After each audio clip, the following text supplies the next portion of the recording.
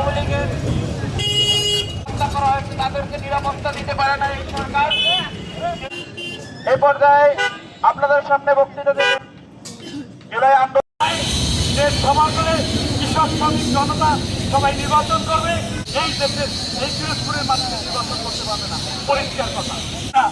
আমার হাদিকে হত্যা করা হয়েছে, হাদির দিতে পারে না, সে রাষ্ট্র কিভাবে একটা দোসরকে প্রোটোকল দিবে? আমার তো মনে হয় কেউ মেনে নেবেন না। হাদির কথা আপনাদের একটু ভাবা যায় না? নেই, তার জীবনটা শেষ পর্যন্ত উৎসর্গ করে দিল, তারপরেও কি দোসরদেরকে? আমি আমার জায়গা থেকে নীরব দর্শক হতে পারলাম না। আপনারা হবেন কিনা সেটা আপনাদের বিবেক।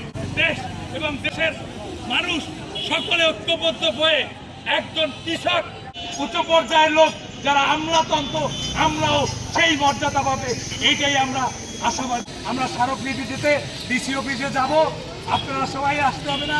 যারা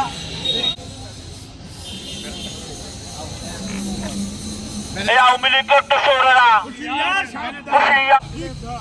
দোসরদার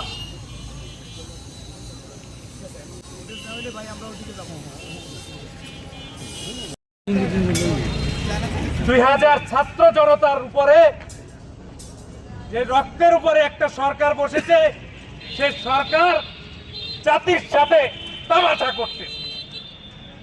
এই তামাশা 5ই আগস্ট এই দেশে বিপ্লব হওয়ার পরেও যাদের মাথায় এটুকু আসলো না, আমি অত্যন্ত দুঃখ পেয়েছি, কষ্ট পেয়েছি যে আমি এই জুলাই গণ অভ্যুত্থানের সামনের সারির একজন যোদ্ধা ছিলাম। আহা হা হা হা, ওই শান্তি! যুদ্ধ করলো কারা আর নির্বাচনের স্বাদ দেবে কারা? যে দেশে হাদির মতো বিপ্লবীদের মাথার খুলিতে রাস্তার পিচের উপরে পড়ে সেই পিচ ঢালাই হয়ে যায়, সেই দেশে আনোয়ার হোসেন মঞ্জু, যে কিনা আওয়ামী লীগের সুবিধাবাদী 14 দল সাথে সংযুক্ত হয়ে যারা এই গণ অভ্যুত্থানের একাধিক মামলার আসামি, সে ফর্ম কিনে ডিসি অফিস থেকে। এই ডিসি সাহেব একবার কি ভাবলো না যেটা রক্তের সাথে বেইমানি হচ্ছে?